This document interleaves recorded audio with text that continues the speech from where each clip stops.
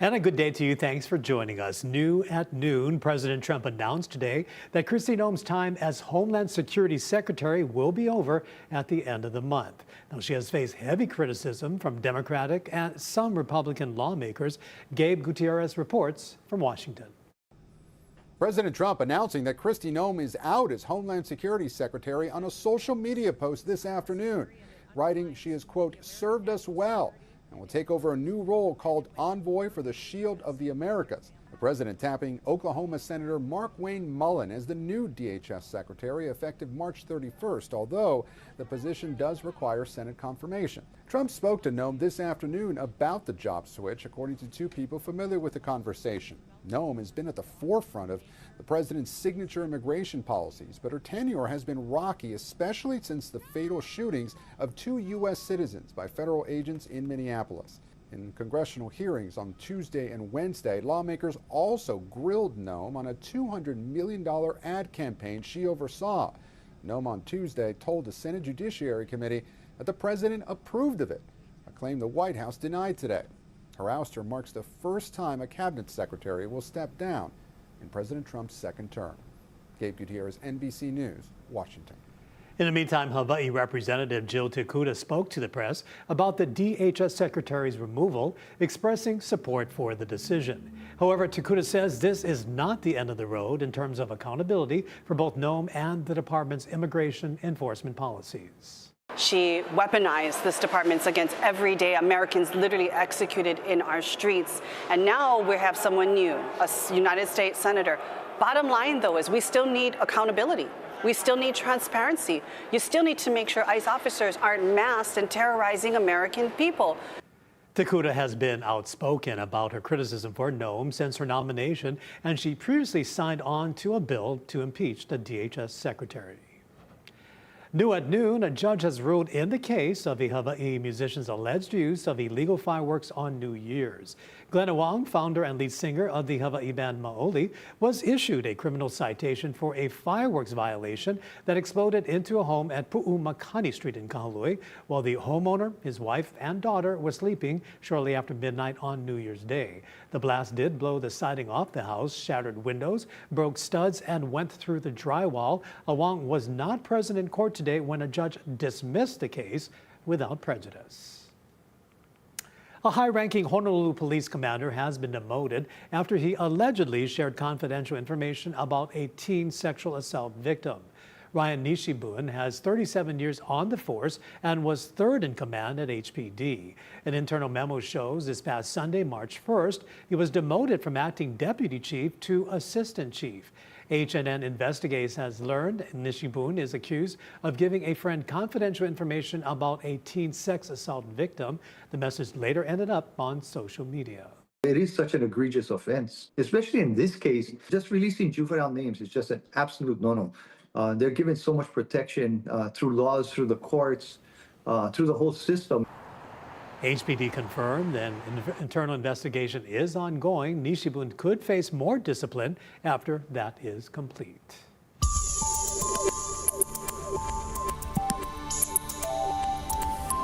Happy Thursday, everybody. Almost to Aloha Friday and the weekend. Let's take you live outside. Lots of sunshine as we're taking a look towards the west side of Oahu. You can see the reef runway out there and Aloha Tower. So pretty nice out there today. We've been warming up with these southeasterly winds. Taking a look at the temperature.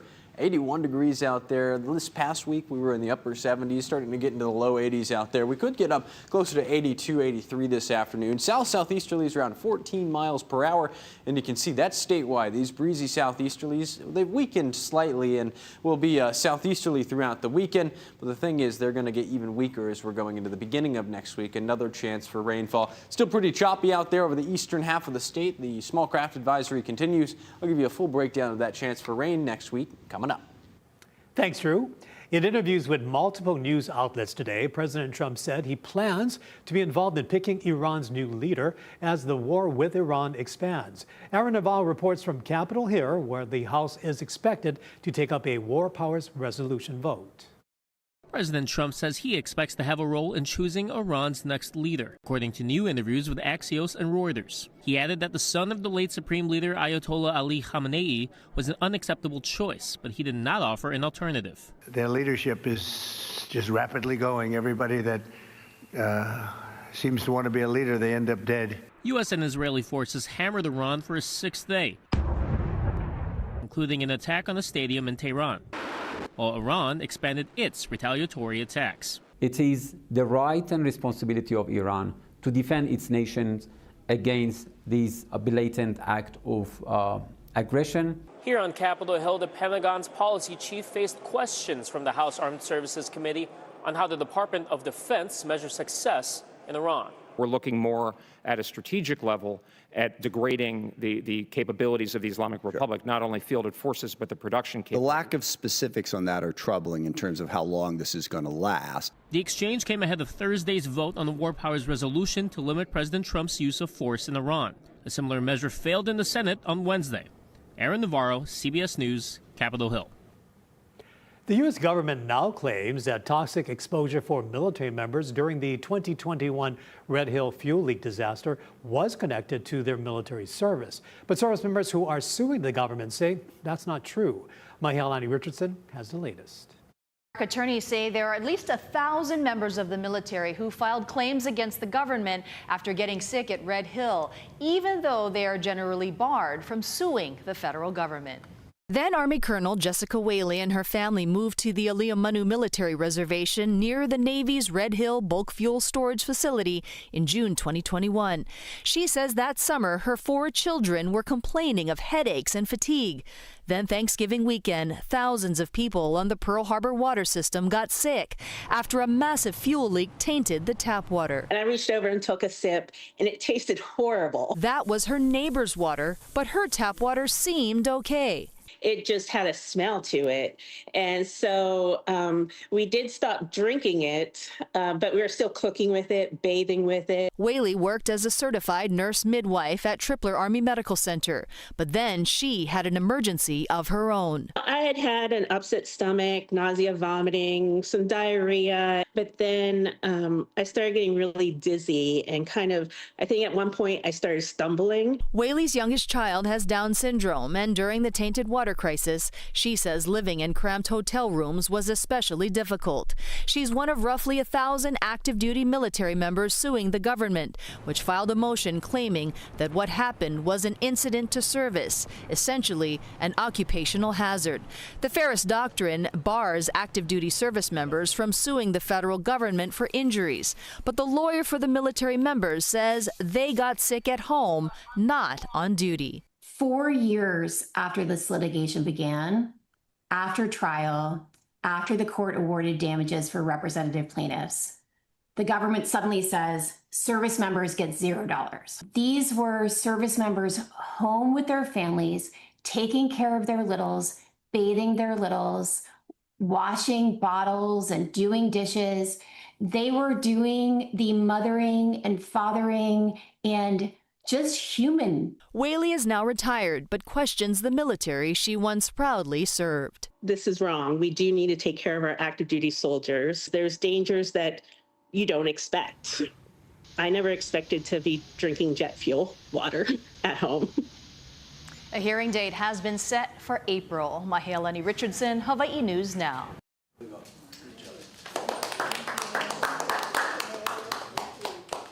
A pivotal move for the future of Honolulu's evolving rail system.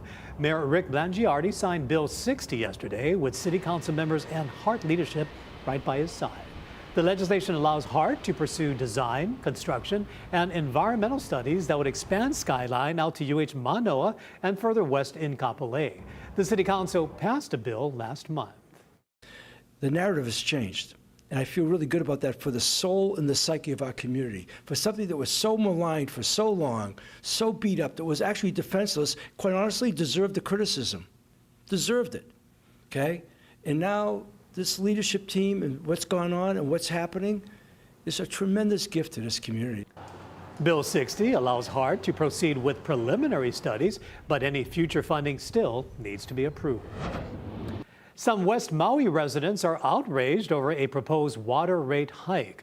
Hawaii Water Service wants to raise prices by nearly 60%.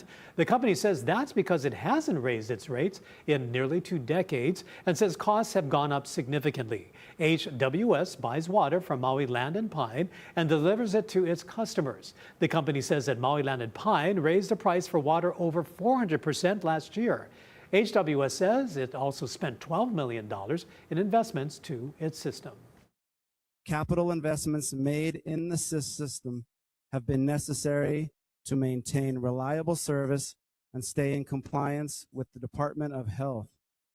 Further, costs to run the utility and purchase water have continued to increase. Right now, we average at our home here at Kapalua about $200, $225. Projecting forward, it's $350, maybe more. Maui Land and Pine says it raised rates because they need funding for maintenance work of Pu'ukukoi Watershed Preserve, one of the state's largest privately owned nature preserves, encompassing nearly 9,000 acres. Maui Mayor Richard Bissen will deliver his State of the County address tonight. It starts at 5 in the Castle Theater at the MAC. Mayor Bissen will detail his priorities in the coming year, which we're told include housing solutions for local families, continued wildfire recovery efforts, and economic development. It's free and open to the public. You can also watch it live on Akaku Channel 53 or the Maui County Facebook page. And coming up, we all know Casey Lunn is an excellent reporter, but how is he as a baker? Stay tuned, you'll find out. Plus, the landscape of Kalihi is set for a much-needed facelift. We'll tell you more about this right after the break.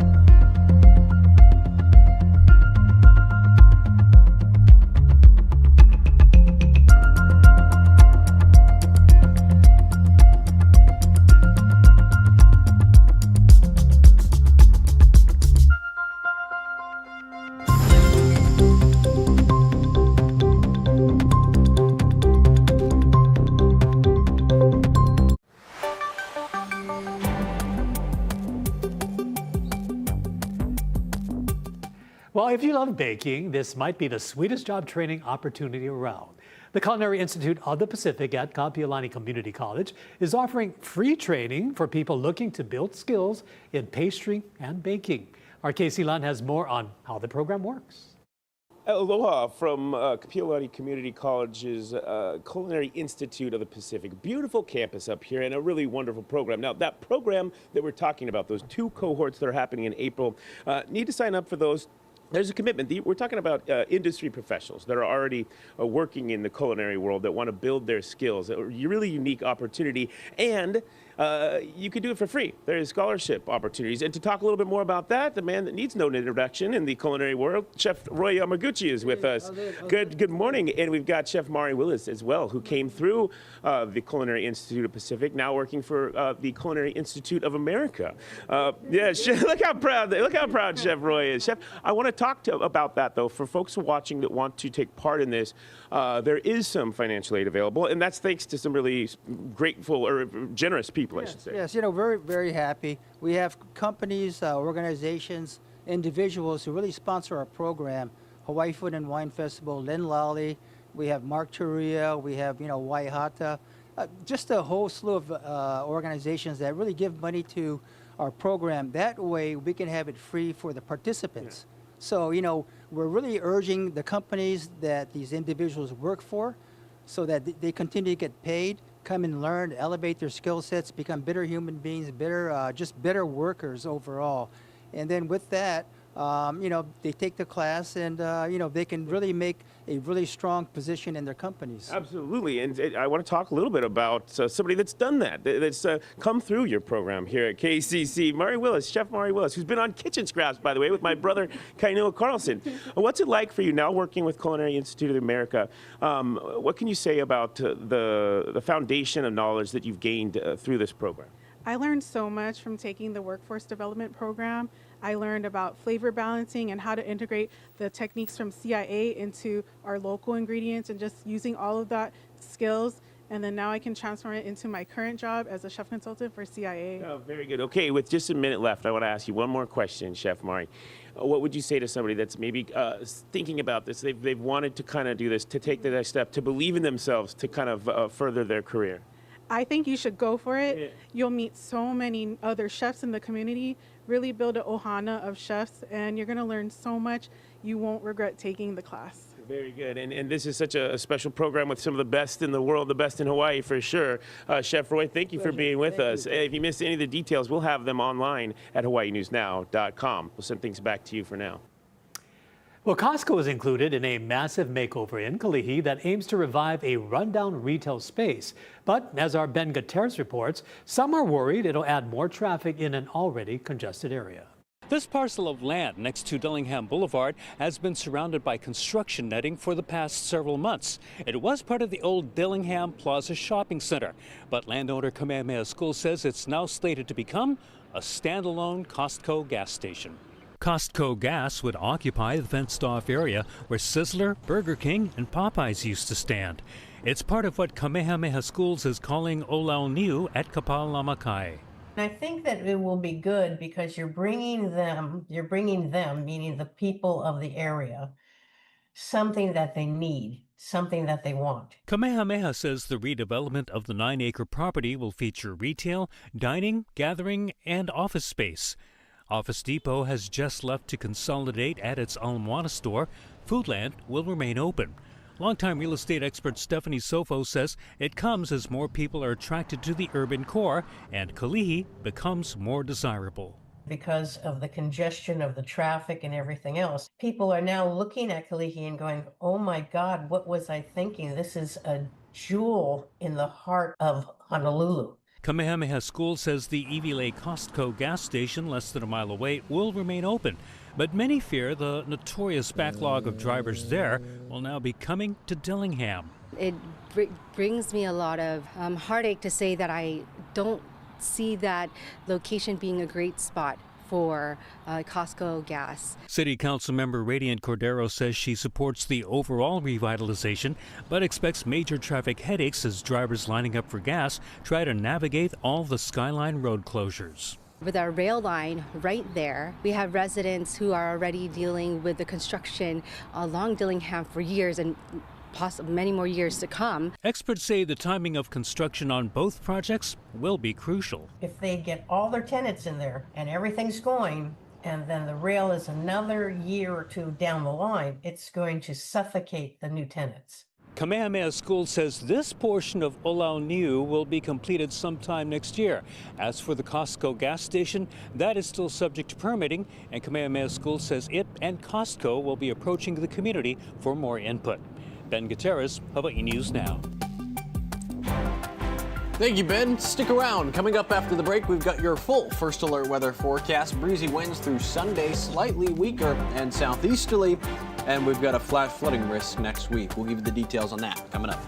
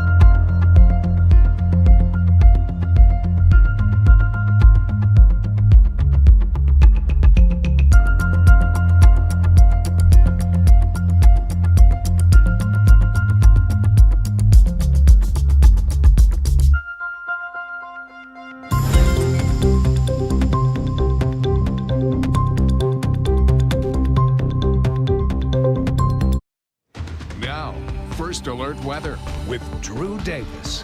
Happy Thursday, everybody. We've got a really nice weekend ahead. We've got southeasterly winds out there right now. Let's take a look at what we're tracking going forward because there is a lot to talk about. Breezy winds again through Sunday. Slightly weaker, but overall southeasterly. A couple of pulses for north and west facing shores. And then that one at the bottom, you can see we've got a flash flooding risk. The National Weather Service sent out an alert to all media partners that they're watching this disturbance that's going to be moving in pretty closely. We'll get to that in a bit. I want to show you what we're expecting for our Aloha Friday. Over on Kauai, we've got isolated showers, partly sunny conditions, easterlies around 10 to 15 miles per hour. Better chance for rainfall over the windward portions of each island. Again, the best chance will be in the overnight to early morning. A few showers in town and a few showers in Kaneohe. You might even see some of the rainfall make its way over to the leeward side of Oahu. Mostly cloudy out there tomorrow. Maui County, mostly sunny, light winds becoming more easterly in the afternoon. 83 in Kahului and 82 for a high in Kihei.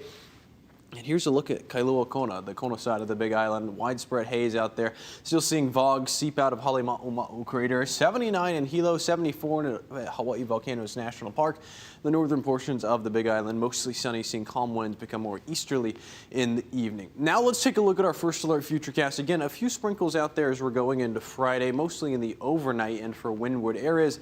Then we're watching this front that's off to the northwest of us. This front is going to be stalled to the northwest of us throughout the weekend and really not even get close to us until we're going into Tuesday and Wednesday. So you can see that in my forecast. We're going to bring this front. It's going to be moving closer to us as we're going into Monday and Tuesday. And we're starting to see weaker southerly winds, bringing in some Kona winds, introducing a lot of moisture and instability in the atmosphere. Then we're seeing some rainfall all the way into Wednesday. Another front could be moving in, supporting just a flash flooding risk throughout Thursday and Friday. So we're watching that very closely. Again, a lot's going to change over the next couple of days. We're going to fine-tune the details in our forecast. Surf and shoreline forecast out there. North and west facing shores dropping Thursday afternoon. Of course, that's what this forecast is for. And our 7-day forecast, I have Tuesday and Wednesday highlighted in red. Looking like it might be a first alert weather day. We're still waiting for the latest data to make that decision. Attention spam lovers, a new flavor is hitting the shelves this weekend. We're all excited about this and we're going to tell you about that coming up next.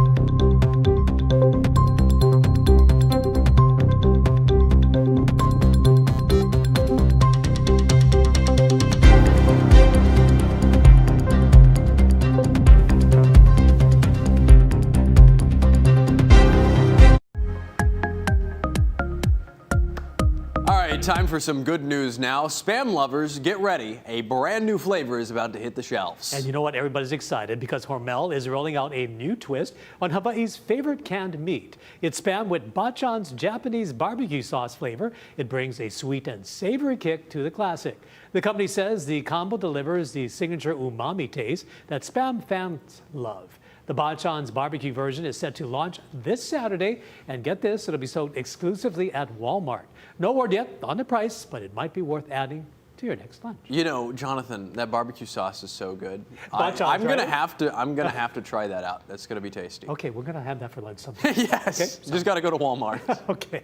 And love was in the air and also in the water. Check this out.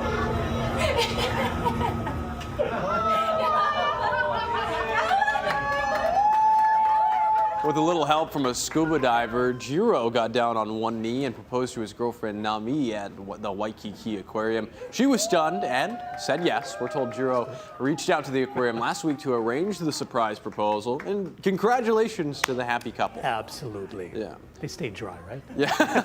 Yeah, at least he didn't have to get in. He didn't have to go in as a scuba diver. And I know you've done a live shot from the aquarium, so you know it's a very nice location. Yeah, right? yeah, I have. We did one out there about a year ago I when we were remember that. going into the dry season. Yes, So coming up soon, the next couple months. Dry, wet coming up? Yeah, so let's take a look at our 7-day forecast. It's going to be dry going into the weekend, a few windward showers out there, but Tuesday and Wednesday we really are watching a prolonged period of some heavy rainfall possible. It's still pretty far out in the weather model, so a lot's going to change, Jonathan, but we're going to continue to fine-tune the details out there. But for now, let's enjoy the nice weather that we have outside. Nice weather out there towards the reef runway. We'll have more news. Beautiful. Thank you, Drew. Aloha. Ahoy ho.